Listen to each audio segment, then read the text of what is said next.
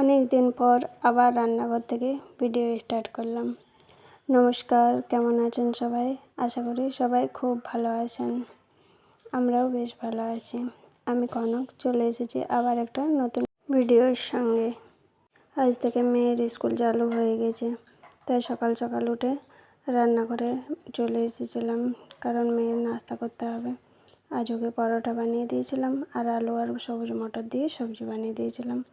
ও তাই নিয়ে গিয়েছে আর খেয়েও গিয়েছে। আমিও নাস্তা করে নিয়েছি। তারপরে এই যে থালা বাসনগুলো ধুয়ে নিচ্ছি। এখনও রেজাল্ট দিল না, কিন্তু ক্লাস চালু হয়ে গেল। তার উপর আবার সকালের টাইমিংটা 1 ঘন্টা ফাস্ট করে দিয়েছে। মানে এতটা তাড়াহুড়ার মধ্যে কাজ করেছি বলার কিছু নেই। কারণ কিছুদিন তো একটু লেট করে উঠলাম, তাই উঠতেও একটু অভ্যাসটা অন্যরকম হয়ে গেল। তাই ঘুম থেকে উঠতেও ইচ্ছা করছিল না, কিন্তু কি আর করবে। আর 2-3 দিন ধরে রাত্রে ওই যে বৃষ্টি বৃষ্টি হচ্ছে, তারপরে ঠান্ডা ঠান্ডা ওয়েদার করে দিয়েছে, তো তাই একটু অলস অলস লাগে। কিন্তু স্কুল তো যেতেই হবে, পড়াশোনার জন্যই তো থাকা। আর শুধু শুধু ছুটি করে কী বা হবে। মেয়ে স্কুল গেলে ও একটু খুশি হয়, কারণ বাড়িতে একা একা থাকে। স্কুলে বন্ধু বান্ধবদের সাথে একটু খেলা মস্তি করে, তো তাই ও খুশি হয়।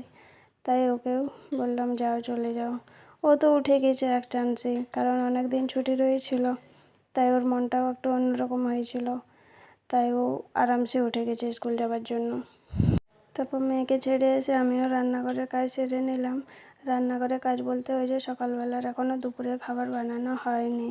লেট করে উঠেছি, তো তাই লেট করে না, তাড়াতাড়ি উঠেছি, কিন্তু ওই যে স্কুলের তাড়া, তো তার জন্য আর দুপুরে খাবারটা হয়নি।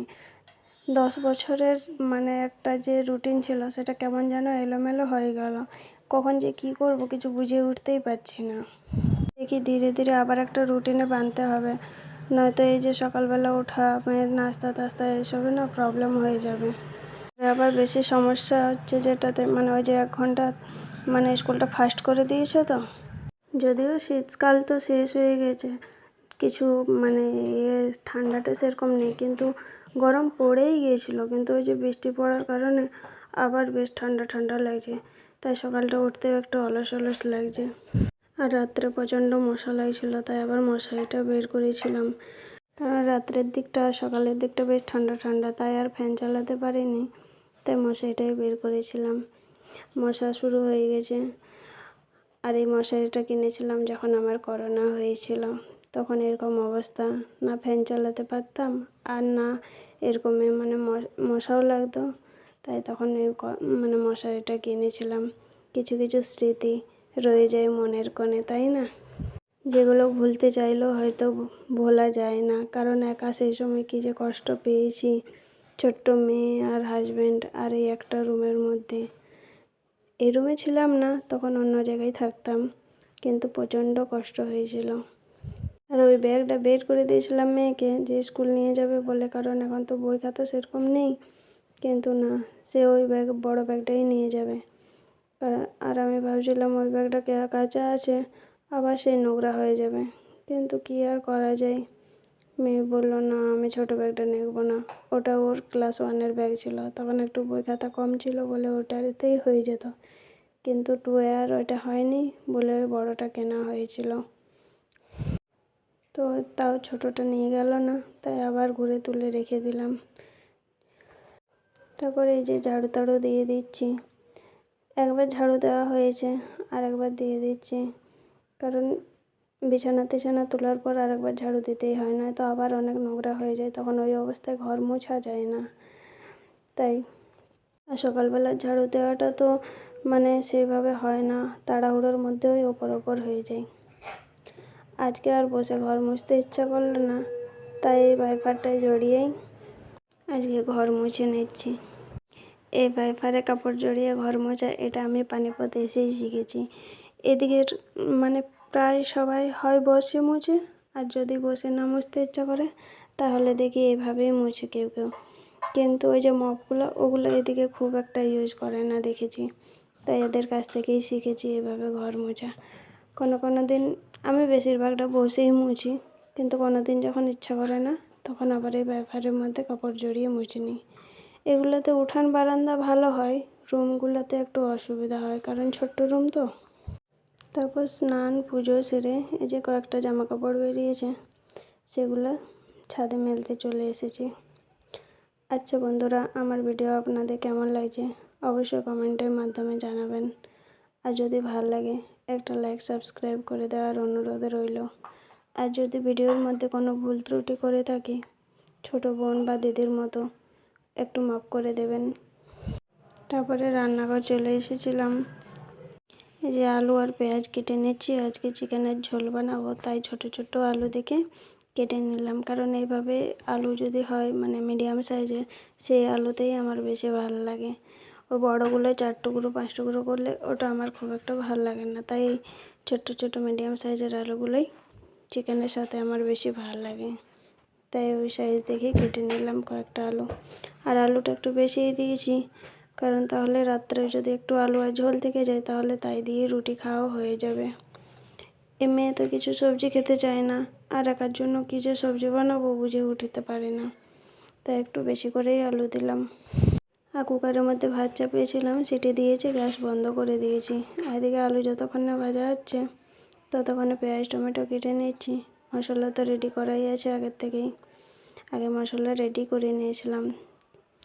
তারপরে এই যে আলু ভেজে নিয়েছি, এবার তাড়াতাড়ি করে চিকেনটা করে নেব।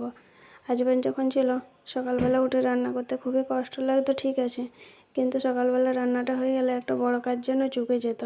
কিন্তু এখন এই যে মানে টাইমটা কখন কি করব কিছু বুঝে উঠতেই পারছি না, ততক্ষণে আবার মেয়ের স্কুলের ছুটির সময় হয়ে যাচ্ছে। মানে একা খুবই অসুবিধা হয়ে যাচ্ছে। হ্যাঁ, সবার সংসার একা ঠিক আছে, আমারও একা, তাই কিন্তু একটা যে 10 বছরের মানে একটা রুটিনের মধ্যে চলছিলাম তো, সেটা কেমন যেন এলোমেলো হয়ে গেল, তাই একটু অসুবিধা হচ্ছে। যে চিকেনের ঝোলও হয়ে গেছে, কালারটা এখন ঠিকভাবে আসেনি, কিছুক্ষণ ঢাকা চাপা রেখে দেওয়ার পরে অটোমেটিক কালারটা এসে যাবে। রান্না হয়ে গেছে, তারপরে এই যে গ্যাস সব কিছু রান্নাঘর পরিষ্কার করে নিচ্ছি, মেয়েকে নিতে যাওয়ারও সময় হয়ে গেছে। এই যে মেয়েকে নিয়ে চলে এলাম, আজকে ওদের অ্যাক্টিভিটি ক্লাস হয়েছে। এখন তো পড়াশোনা নেই, ওই মুখে মুখে কিছু এই যে ফটো ফ্রেম বানিয়েছে, দেখুন মেয়ের ছোটোবেলার ফটো এটা। আর এই যে স্টারগুলো নিয়ে গেছিলো ফ্রেমটা চিপকানোর জন্য।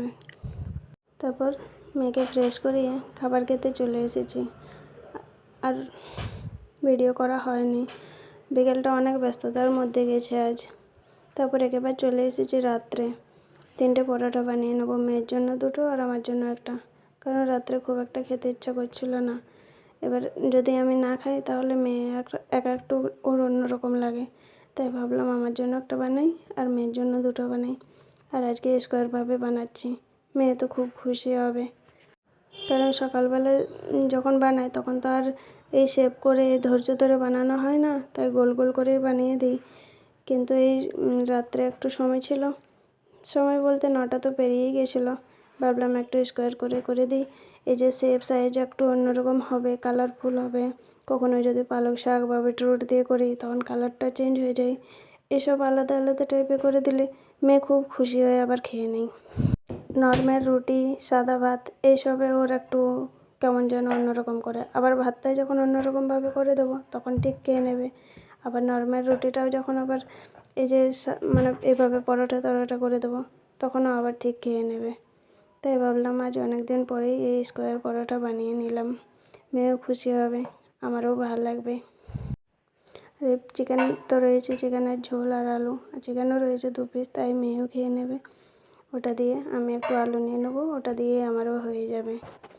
এই যে পরোটা বানানো হয়ে গেছে, দুজনে মিলে খেয়ে নেব। আজ তবে এই পর্যন্তই, আসি, আবার দেখা হবে নতুন একটা ভিডিওর সাথে। সবাই ভালো থাকবেন, নমস্কার।